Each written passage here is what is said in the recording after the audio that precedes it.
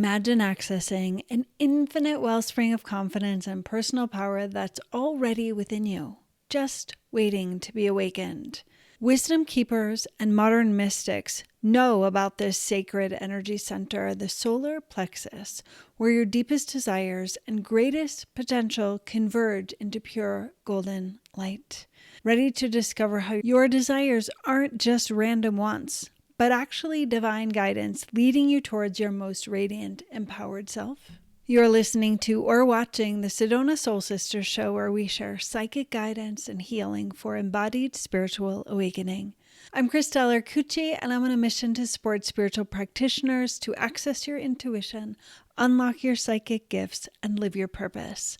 A big thanks to our listeners all over the world, and a special shout out and a boost of love to our listeners in Kansas City, Missouri. You can schedule virtual sessions with me at SedonaSoulSisters.com. Each breath you take aligned with love repairs the healing web on planet Earth. I'm very excited to invite you to join the Manifest with Desire series, where we unlock the power of your deepest longings to create the life you've always dreamed of and transform your desires into reality. If you would like to receive all of the resources from the entire free series, visit manifestwithdesire.com and enter your name and email. Take a deeper breath and place your hand on your solar plexus, just underneath the curve of your rib cage and above your navel. Feel the warmth underneath your hand, connecting into your inner sun, the power that is radiating through your core. As we explore the sacred power center of your Manipura chakra today, may you recognize the divine wisdom flowing through your desires and trust in your ability to manifest your highest vision. Let every word shared today illuminate your path to deeper self-trust and awakened intuitive power.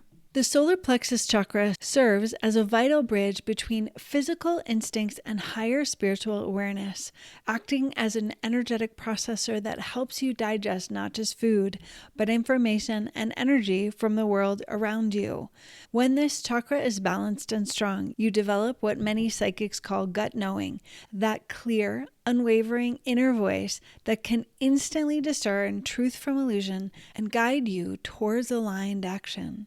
This energy center is particularly crucial for psychic development because it governs your personal power and self-trust, which are essential foundations for confidently receiving and acting on intuitive guidance without second-guessing or doubting.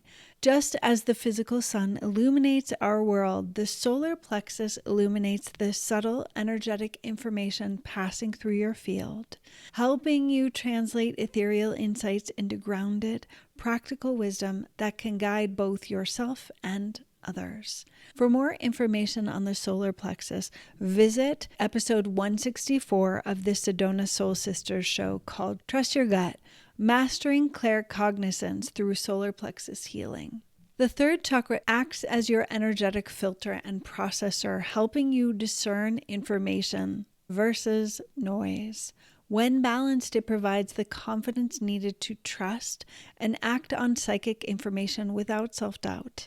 It is related to the fire element and helps transmute dense energy into clear insight, similar to how the sun transforms darkness into light.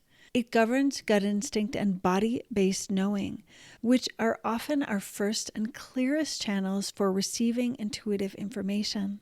A strong solar plexus helps maintain energetic boundaries, allowing you to tune into other energy without becoming overwhelmed. This chakra's connection to personal will helps you direct and focus your psychic abilities and your desires intentionally rather than receiving information randomly or chasing ungrounded desires. Its role in self-trust is essential for distinguishing between genuine intuitive guidance and fear-based thinking. Core healing in the solar plexus supports you to reclaim your power and have healthy boundaries, activates your voice and your personal authority, supports your authentic expression, decision-making confidence, leadership development, power integration. Your identity and self-worth are strong. Inner child healing can support with this, core belief reprogramming, shadow integration, building self-trust, identity exploration, authenticity work, and worth embodiment. Supporting you in engaging your will in action is processing fear and using the creative life energy of fear or challenging emotions, releasing resistance, and amplifying your ability to be with what is and to work with the creative power that is present. Aligned action practices, goal setting and achievement, manifestation work, energy management, and strengthening your commitment to yourself and others. The solar plexus is located above the navel and below the curve of your rib cage. The center opens to the front, the back, above, and below. It's most often associated with the color yellow and the element of fire. It is this entire band of your body. And we're diving deeply into your personal power and confidence in manifesting your desire. The key themes of the solar plexus are personal power, self-confidence, willpower, self-esteem, and a strong sense of identity. Core shadows can manifest in the solar plexus with dysfunctional power dynamics, fear of your own power, power over versus power with, abuse of authority, submission patterns, hidden anger, rage, power projection, control dramas, self-worth distortions, imposter syndrome, perfectionism, achievement addiction, external validation seeking, self-sabotage patterns, unworthiness programs, fear of visibility, will and action blocks, analysis paralysis, procrastination, decision anxiety, learned helplessness, fear of commitment, resistance to change, self-doubt spirals. The connection between desire and personal power, the most important element in developing here is self-trust.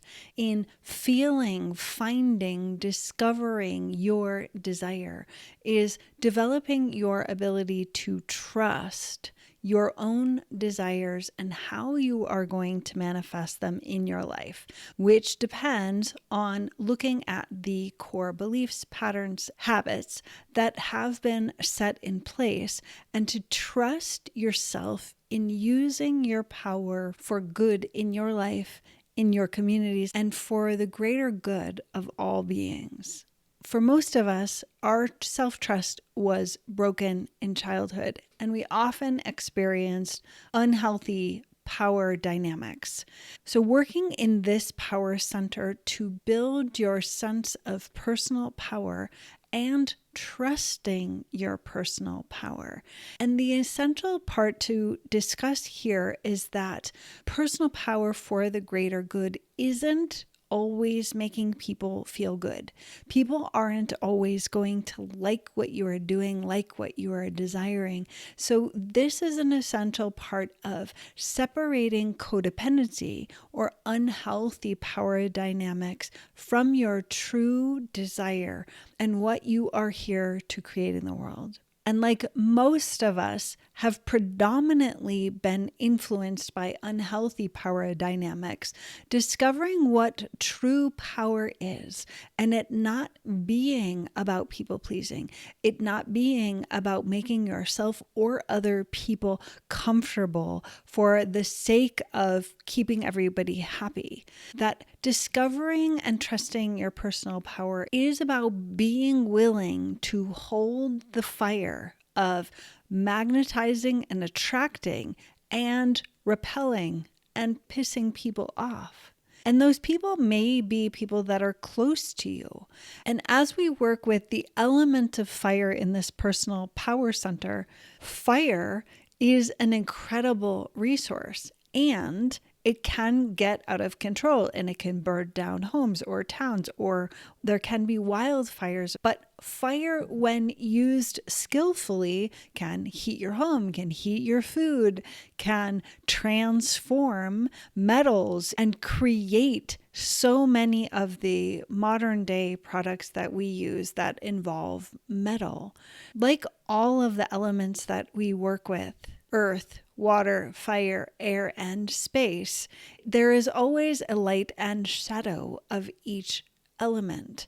Yet, it is impossible in being in a human body and engaging in the world to only always have the elements that everybody likes, or to utilize your personal power or your desires, or in this case, your fire in a way that makes everybody happy or is in that people-pleasing paradigm.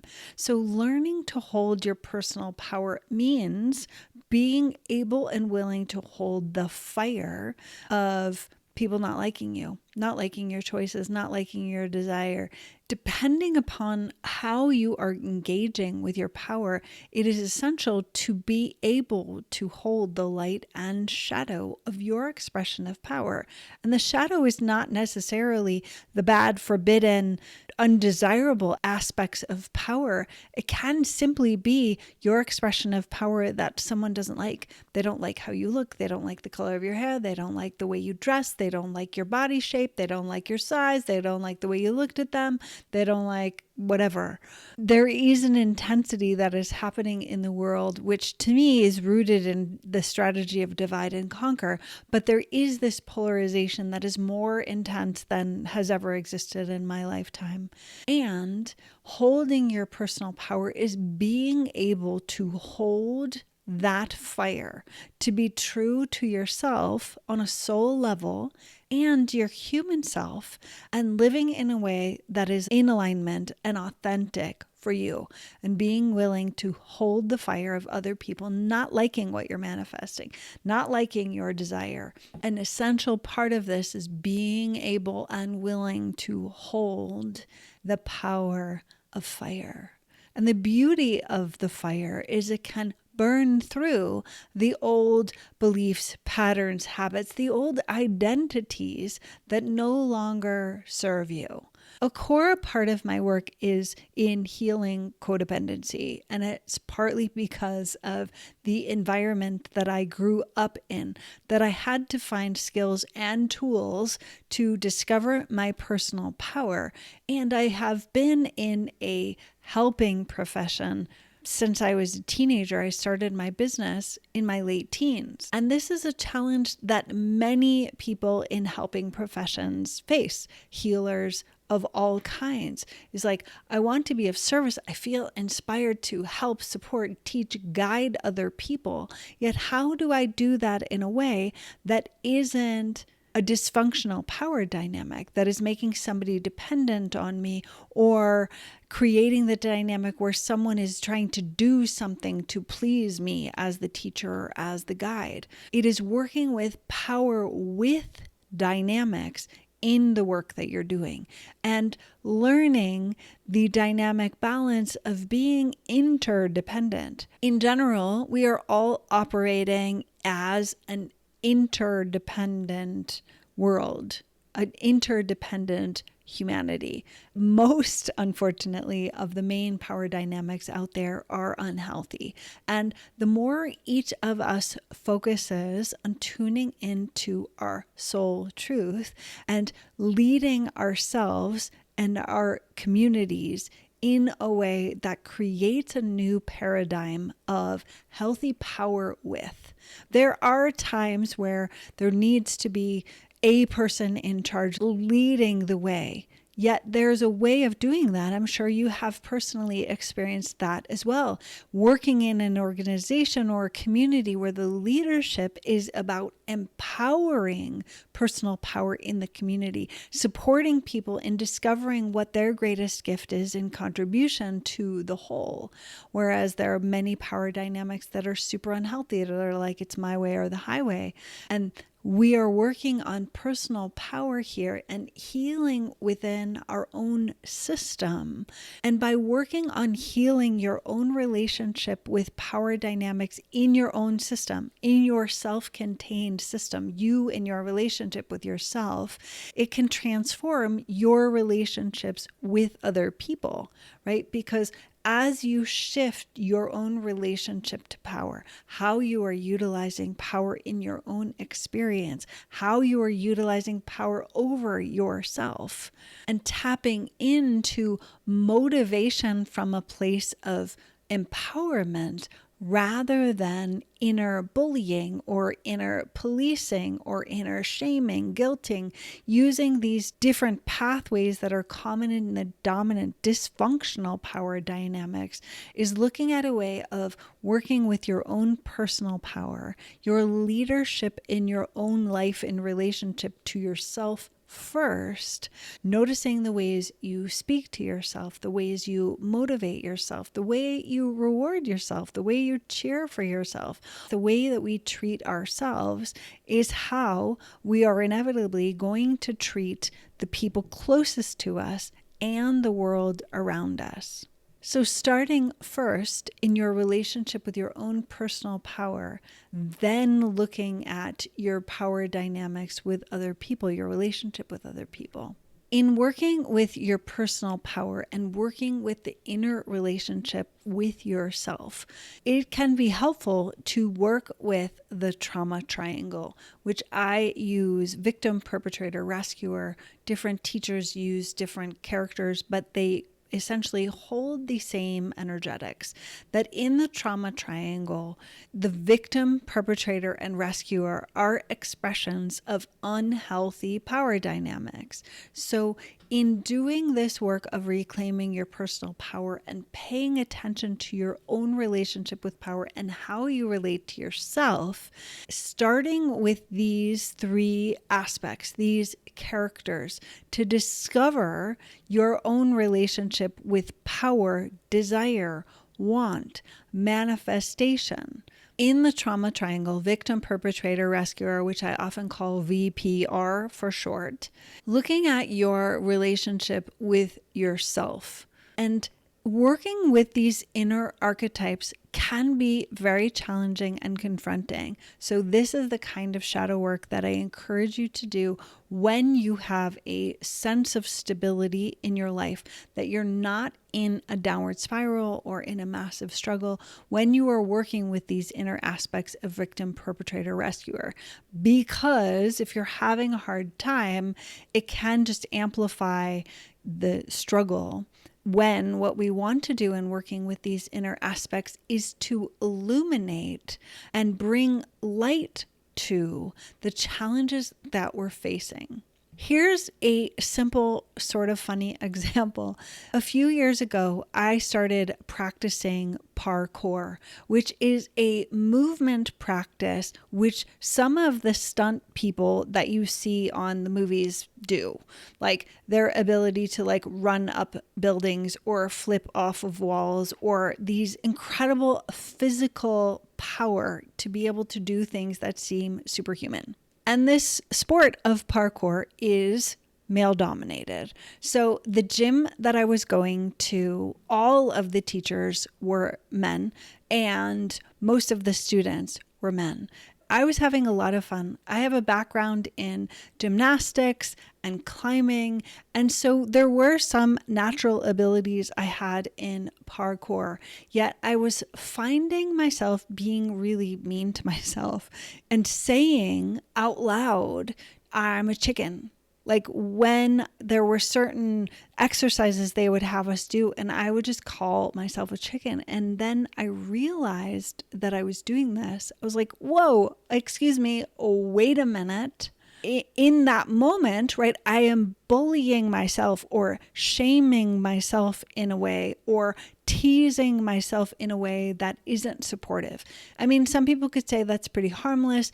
Everybody has a different relationship with how they speak to themselves and other people. But for me, when I noticed I was doing it, it was so odd because in general, I am one of my greatest fans. I am a huge supporter of myself. That doesn't mean I don't have challenges, but there's a way in which I have come to a place in my life where I'm really good about cheering for myself and confident in my physical abilities. Yet in this environment, it was hard for me. I wasn't good at it, which was where the challenge arose. Because at that point, I had predominantly been engaging in physical activities that I had high level of confidence in my physical ability. Yet in learning parkour, I wasn't good at it. And so my ego took a hit. And so there's a way in which my ego was like, well, you're just a chicken. And so this is the dynamic of the perpetrator and the victim, right? The inner bullying is like the perpetrator being mean to a less powerful part of me. Yet luckily, it didn't go on for very long before I recognized it, that I was like, whoa, wait a minute. That is totally not cool for me to be saying to myself. So I immediately stopped that dysfunctional power dynamic and worked on the fact that I was engaging in something that I wasn't confident in, that I had a lot to learn, that there were people that are literally in movies that are teaching me how to do things, and I'm a beginner in this sport.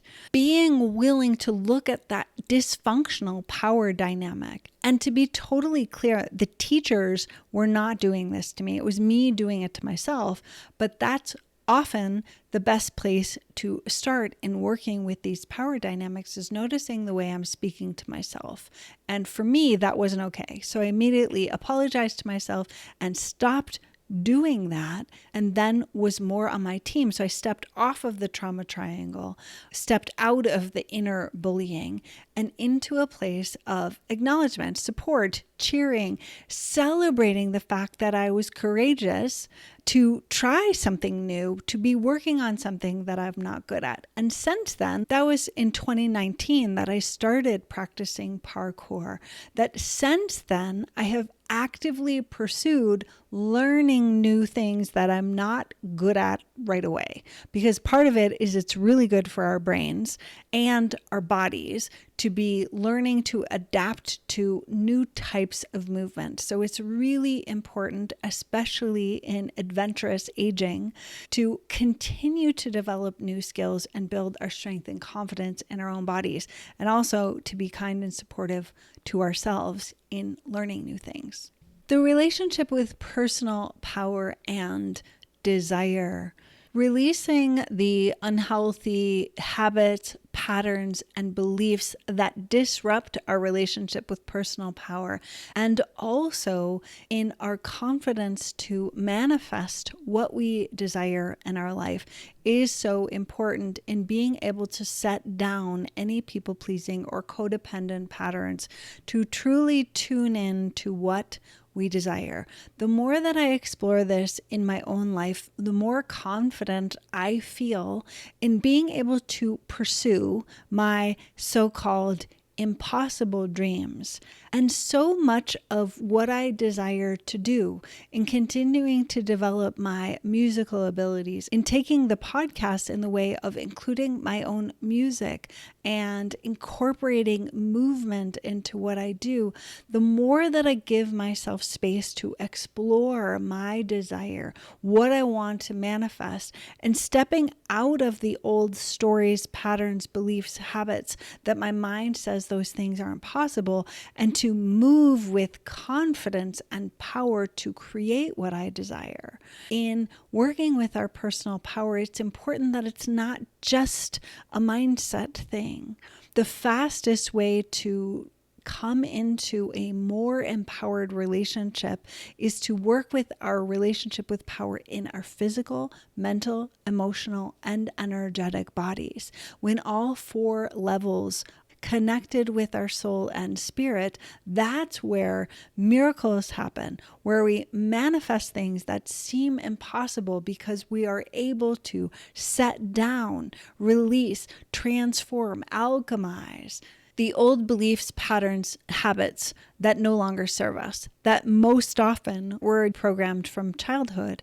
Even if we've spent a long time in doing personal development work, if you are not currently manifesting what you desire, working with the physical, mental, emotional, energetic bodies, working through the 7 core chakras, and working in this way to transform your relationship so that Speaking your truth becomes easier. Tapping into your soul power to live your life, aligning with spirit and taking action each day to manifest what you desire, to bring your power into your life and into the world in a way that is true to who you are and what you're here to do, true to your mission. If you're interested to take a healing journey with me in regards to the solar plexus, personal power, and the Manifest with Desire series, you can listen to the Desire Sessions podcast, episode 66 for the healing journey.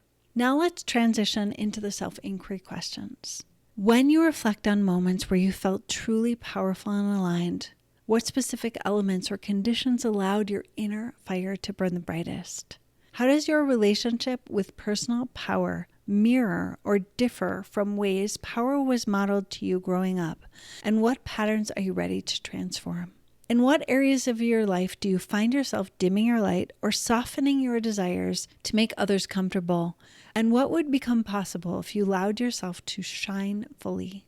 When you listen deeply to your gut wisdom, what is it trying to tell you about the next evolution of your personal power and purpose? And a bonus question for deeper shadow work exploration.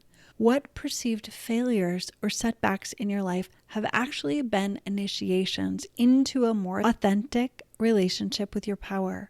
And how have they shaped your current path? Thank you for being a part of our community. I'm honored to support your embodied spiritual awakening. I invite you to join me for a sensual hypnosis desire session by phone. A unique blend of hypnosis, energy healing, and jumping timelines will align the power of your conscious and unconscious desires with your soul purpose, igniting a powerful force for manifestation in your life. Ready to unlock the full potential of your desires? Visit desiresession.com to book your personalized hypnosis journey to live the life of your dreams. Leave a review and follow on your favorite podcast app. Until next time, breathe gently, listen to your guidance, and create miracles.